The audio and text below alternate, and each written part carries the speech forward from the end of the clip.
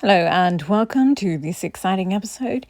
It's another weekly sewing vlog. It's been about a week since the last one, and it's just this video is just snippets from over the past week or so. It's perfect. Perfect, perfect, perfect. Perfect jacket. The vintage Christmas card pictures are from Pinterest, all of them.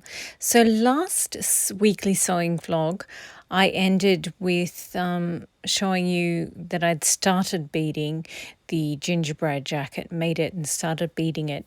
So I've done a bit more of that, and I've also put pins in to mark the other bits where I just have to finish off the beading. So there's a few more hours left in that. But then I felt like I'd been sitting too much, so I got up and got out all my fabric, plonked it all on the workbench, and then neatly put them in stacks in my side table that I usually have the mannequin on top of here with whatever jacket I'm working on, but I had to clear them aside because I also sorted out my boxes of tweeds. But here we are, sort of partway through the process.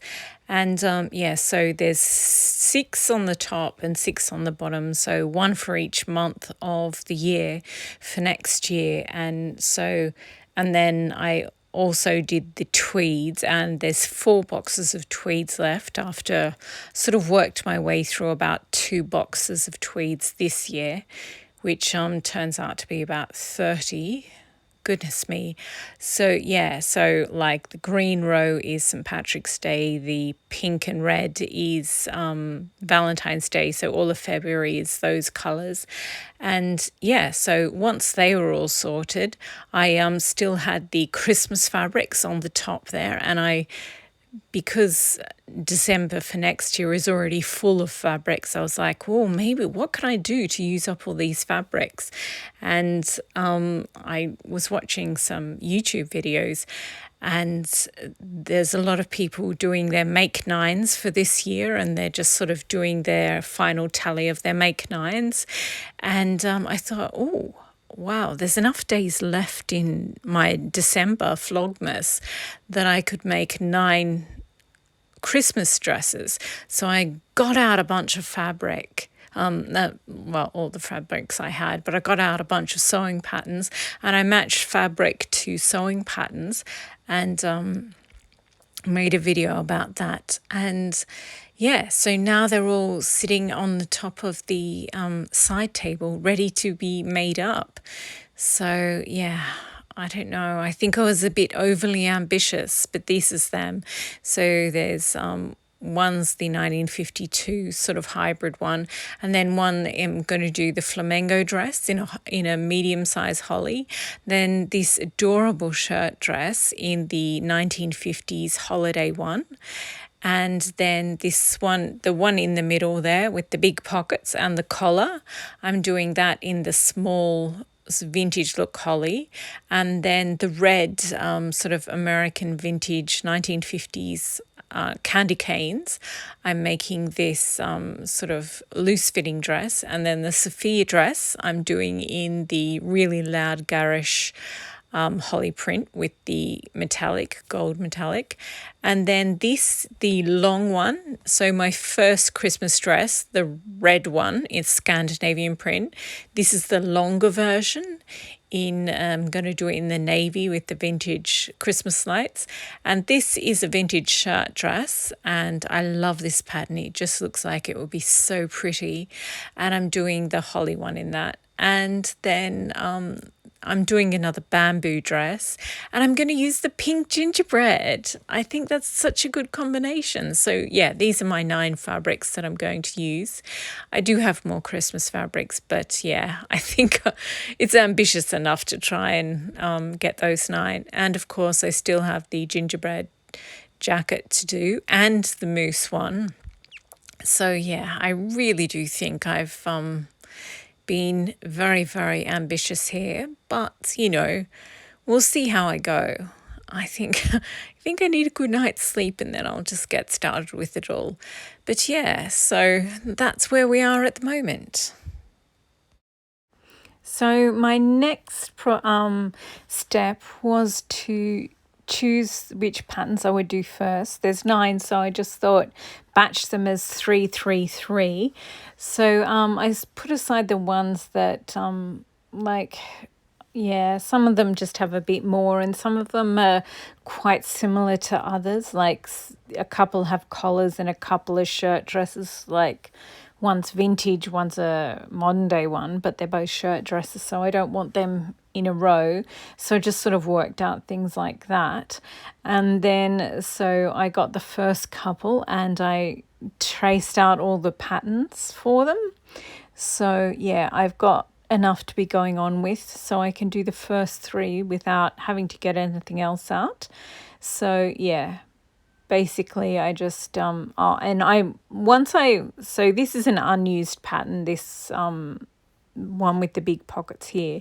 But yeah, as soon as I start to work with a pattern, I sort of take it out and put it in a large Ziploc bag, and I put the pattern illustration, like the envelope, and then I read the instructions, and then I put them in, and then I put the actual factory fold pattern in, and then I put the white bits white tissue paper are my tracings of the pattern with my alterations on them. So yeah, I just have one Ziploc bag for each pattern, and yeah, that's how I sort of work out which ones I've done and which ones I haven't done, and keep track of all the bits and everything.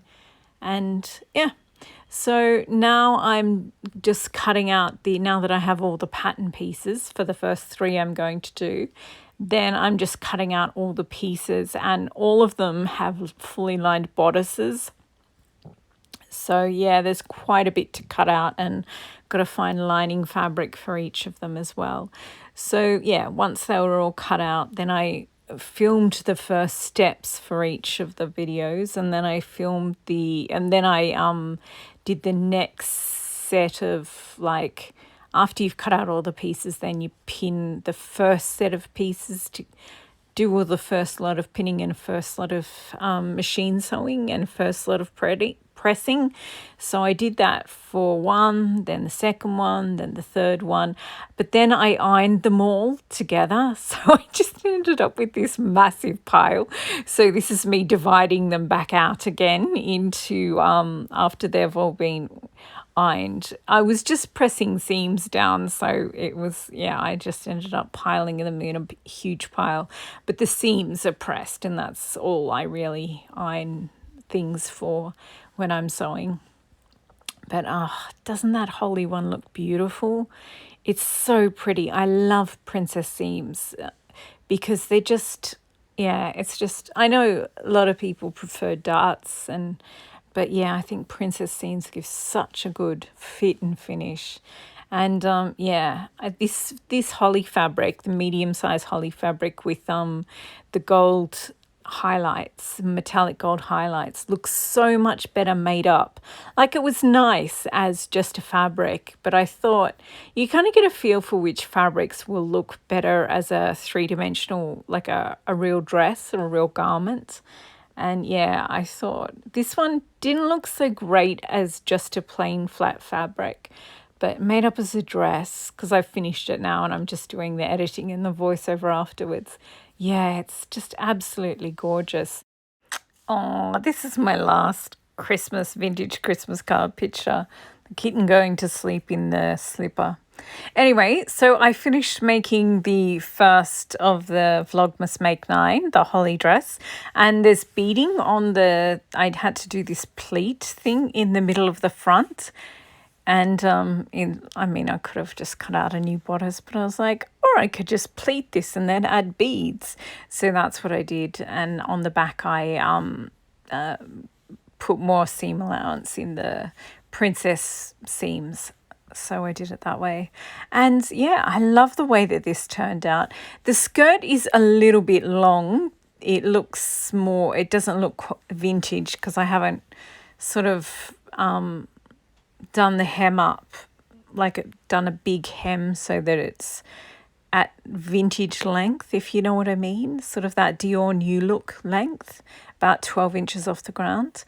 But yeah, it's at the ground at the moment. So I might cut the bottom bit off. I don't know. I'm just leaving it on the mannequin at the moment. And yeah, so that's the front, side, back. And yeah, I love this. It's so pretty. But I think I'll do another one. One I'm going to do is the spruce holly one is 2 parts, so top and skirt in the same with the same base patterns. But then I think I'll also do another one where I do the 1952 3-tier skirt, and but with this bodice, because this bodice is awesome. I love it so much. So I might do that as well with one of the blue fabric, with the colourful vintage lights on it, the navy blue one. I might do it with that. Okay, I better go do some sewing if I'm ever going to get these done. The next one is another red Scandinavian fabric. The last of my Christmas fabrics finally arrived. It's, well, one of them it's gingerbread, so it's cotton cord made out of, it's 100% cotton in a gingerbread colour. And yeah, it didn't arrive, so I made the other gingerbread jacket anyway, but I still have this, so I guess I'll just make another jacket maybe next year sometime. It's a lovely autumn colour though.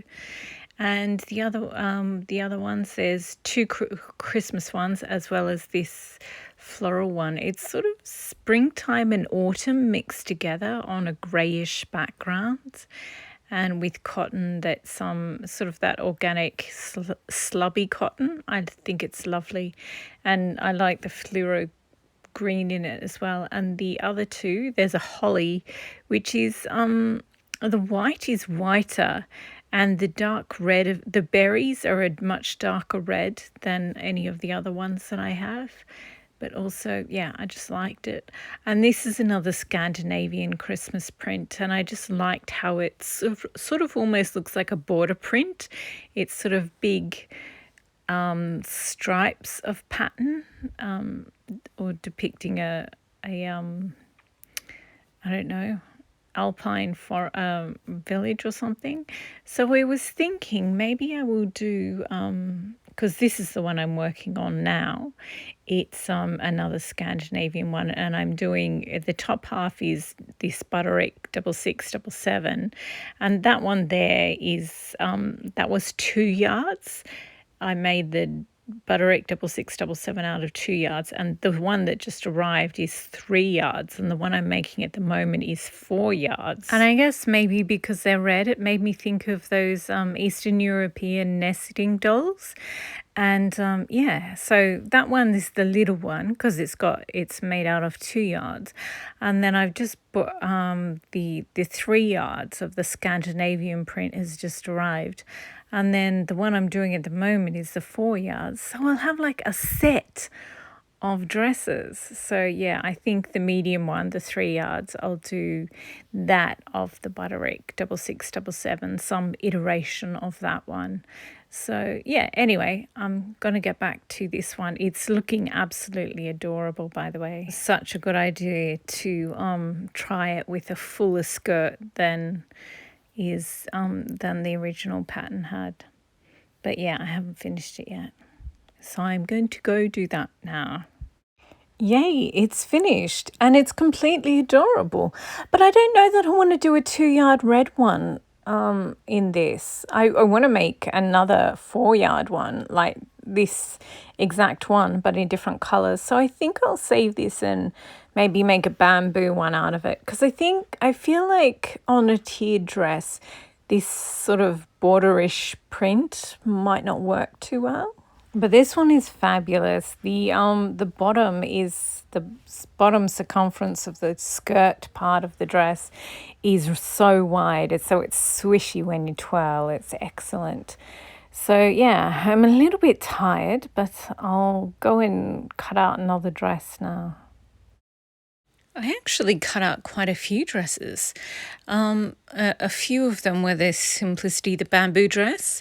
So I cut out the gingerbread fabric as well as this sort of medium small holly fabric as well as the vintage 1950s candy cane with the red base. So yeah, they're all going to be versions of the bamboo dress. But the video I just finished was, I made this gingerbread up into the dress. And then, I did the editing of the video. And now I'm really tired. Oh, I forgot to mention that when I made the long red dress, the reason I made the tie, the sash, extra long was because I love the way the bamboo dress, I sort of tie it around the back and then bring it back around the front and tie it there again. So yeah, that's why the red dress has that extra long tie. But I'm really happy with the bamboo, this is the pattern that I use for the bamboo dress. I just use that top one, and then I add sleeves from a shirt dress. And it's very cute. So I still have the other two to go, the holly one and the red cotton fabric with the vintage candy canes on it. But I haven't done a jacket video in a while, and I haven't done a beading video in absolutely ages. Plus, I just really want to wear this gingerbread jacket. So I think the next thing I'll do, like this weekend, I'll finish this and then I'll do some of the other dresses. Because I do have, I don't think I'll film the holly or the candy cane one because they're the same dress that I just did a video on. So, I think I'll do the jacket next, and then one of the other ones I have sort of cut out. So I think the two-part dress, I might do that one. Or, I've got another one with these really intricate sleeves, the light blue fabric with the 1950s Christmas decorations. I think I might do that one as well early next week. Anyway, so the jacket is going to be finished next, hopefully. But then I woke up the next morning and decided I really needed to do more sewing and get some more dresses finished.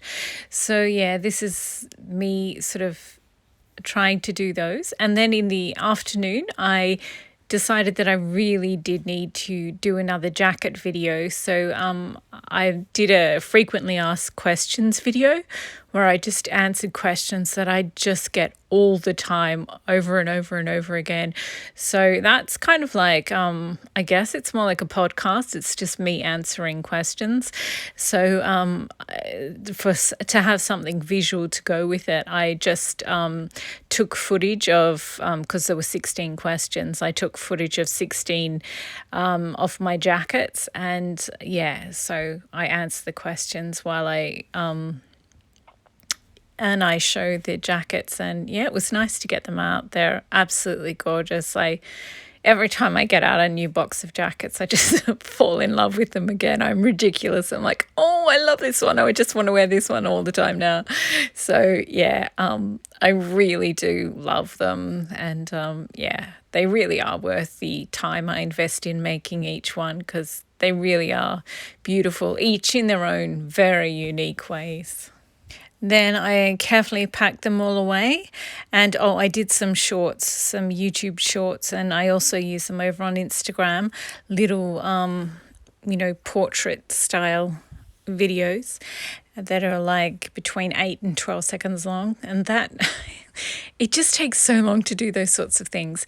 So I think this weekend I'll finish the dresses that I'm not going to film, and I'll finish the gingerbread jacket, which I've made most of I've edited most of that video. I just need the finished jacket basically, and I need to finish the beading, finish the lining, and then just take loads of footage of the finished piece, and then I can finish that video as well.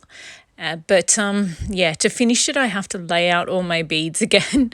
So I think I'll just make the off-camera dresses first, and just, do some stuff where I'm not picking up the camera every 2 seconds. I just think I just need that. And, and then the gingerbread, and then I'll edit this and put out a weekly sewing vlog of all this as well. And yeah, then I think I'm up to date with everything. So yeah, gotta go do some sewing. I did do some off-camera sewing, and I've got a couple of sort of half-made dresses. But yeah, and then in the afternoon, I decided to make this fabulous blue number. Oh my God, I love this dress so much.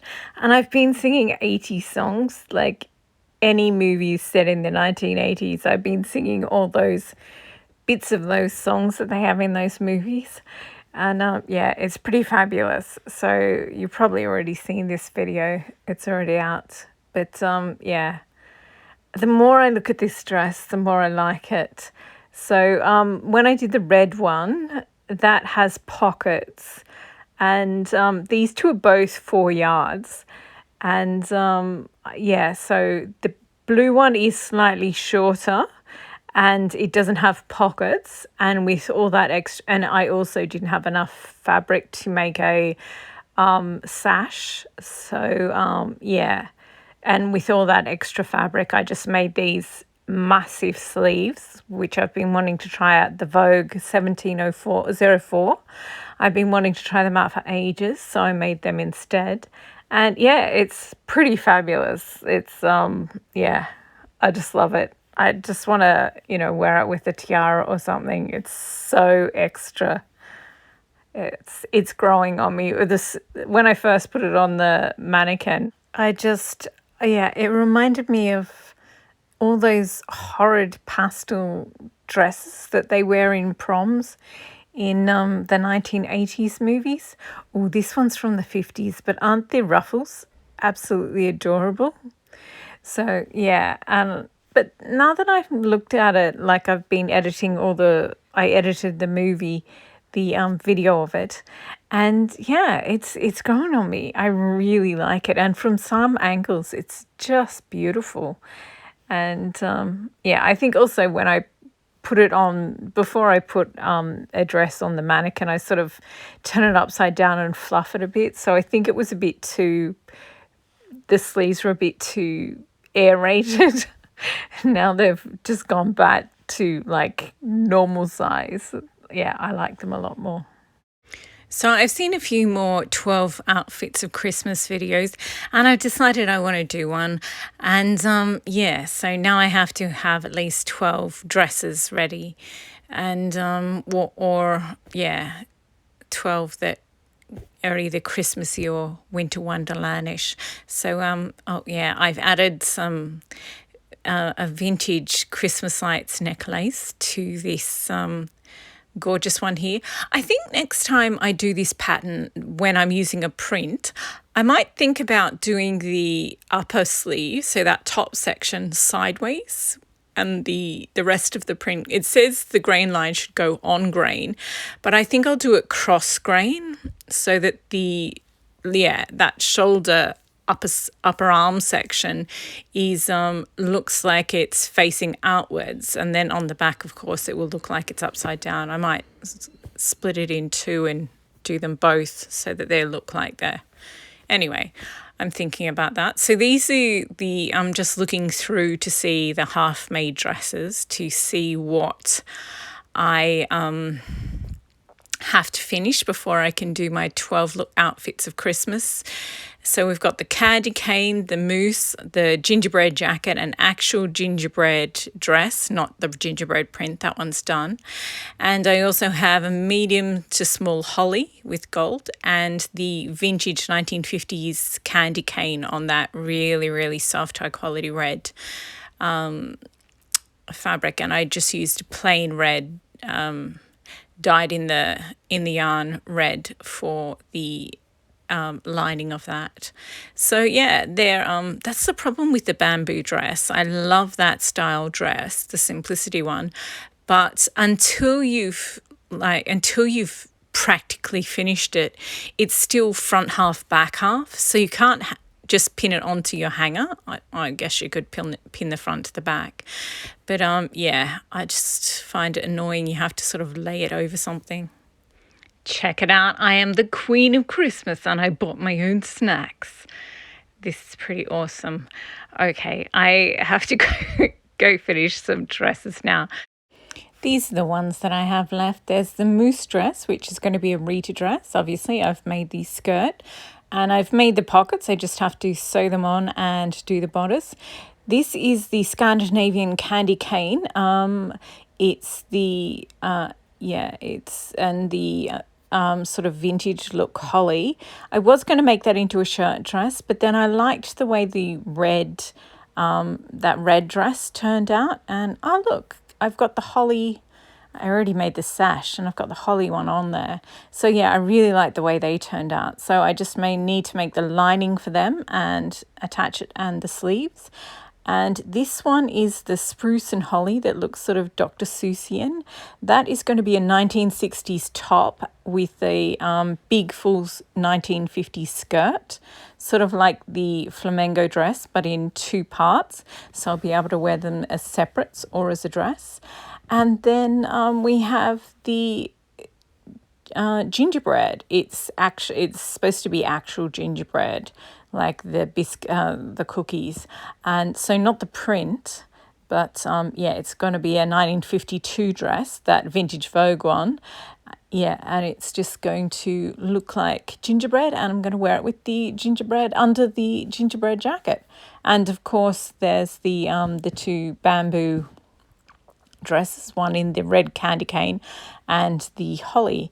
So yeah, I've got a lot of work to finish, and then I can finally do that 12 outfits of Christmas video. And I still have these ones. So I still have a couple of vintage Vogue patterns and that dress with the big pockets, and just a modern day shirt dress as well. So hopefully I'll get to them at some point. But that's it for this behind the scenes video. I hope you've enjoyed it.